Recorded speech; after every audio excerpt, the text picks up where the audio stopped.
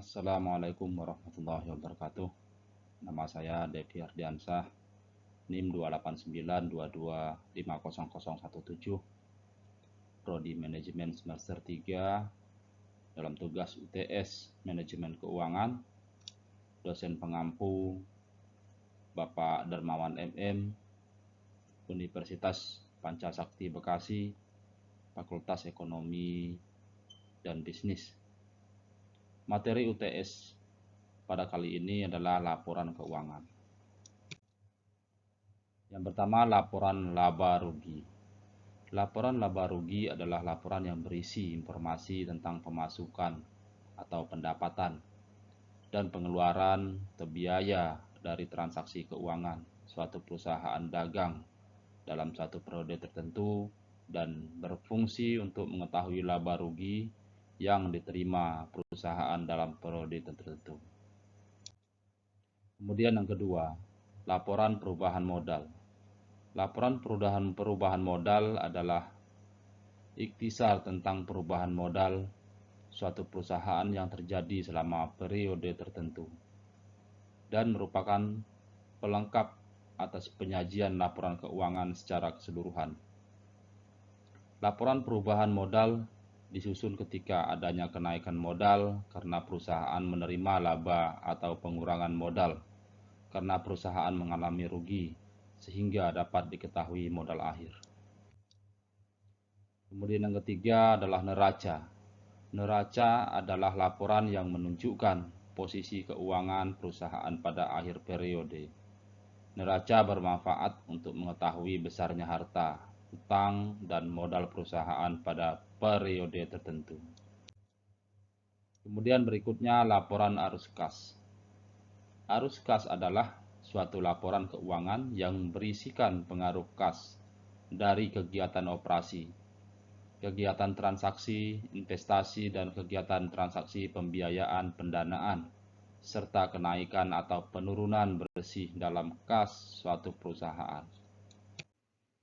Baik, di sini saya akan memberikan contoh soal laporan keuangan.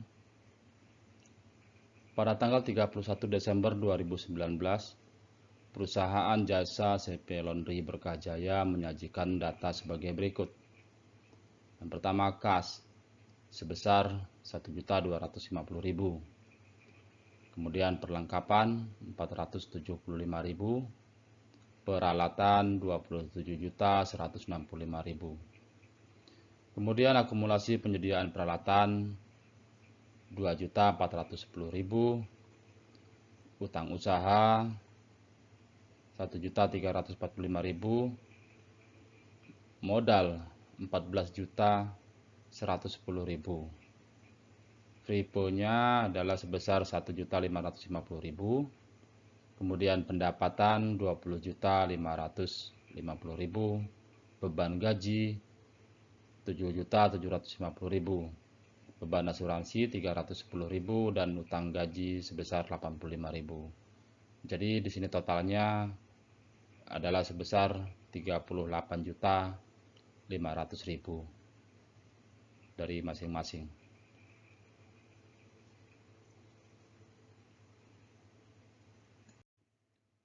Dari data tersebut, saya akan membuat laporan sebagai berikut. Yang pertama, laporan laba rugi. Kemudian yang kedua, laporan perubahan modal. Yang ketiga, laporan arus kas. Dan yang keempat, neraca per 31 Desember 2019.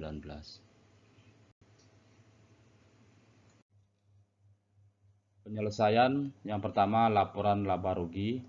Di sini kita ketahui bahwa pendapatan jasa tadi sebesar 20.550.000.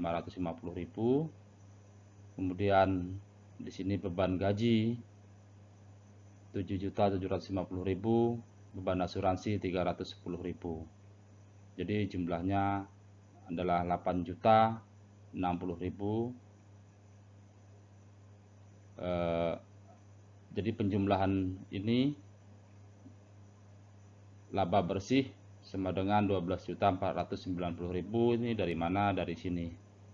Jadi dari 20 juta pendapatan jasa 520.550.000 ini dikurangi oleh beban gaji, beban asuransi sebesar 8.060.000. Jadi laba bersihnya adalah 12.490.000. Kemudian laporan perubahan modal.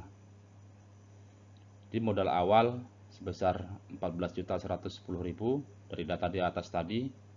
Kemudian laba bersih tadi 12.490.000, FRIPO-nya sebesar 1.550.000. Kemudian di total ini sama dengan 10.940.000. Jadi 14.410.000 ditambah 10.940.000 sama dengan modal akhirnya adalah 25.050.000. Kemudian laporan arus kas. Kas masuk itu pendapatan sebesar 20.550.000. Kas keluar terdiri dari beban gaji 7.750.000.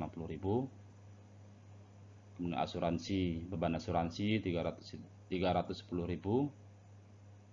Jumlah kas keluarnya adalah 8.060.000. Selanjutnya neraca per 31 Desember 2019. Yang pertama aktiva. Di sini aktiva lancar terdiri dari kas sebesar 1.250.000 dan perlengkapan 475.000. Jadi total aktiva lancarnya sebesar 1.725.000. Kemudian aktiva tetap terdiri dari peralatan sebesar 27.165.000. Akumulasi penyediaan alat tadi sebesar 2.410.000 disama dengan 24.755.000.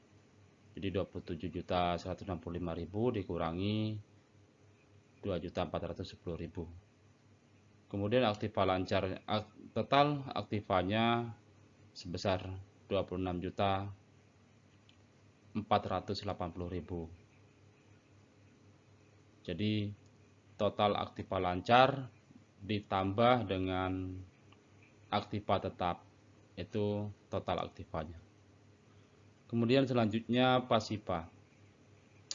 Pasipa ini terdiri dari kewajiban lancar, yaitu utang usaha dan utang gaji. Utang usaha sebesar 1.345.000, kemudian utang gajinya 85.000. Total kewajiban lancarnya adalah 1.430.000. Ditambah dengan modal tadi 25.050.000. Jadi total pasipanya 26.480.000.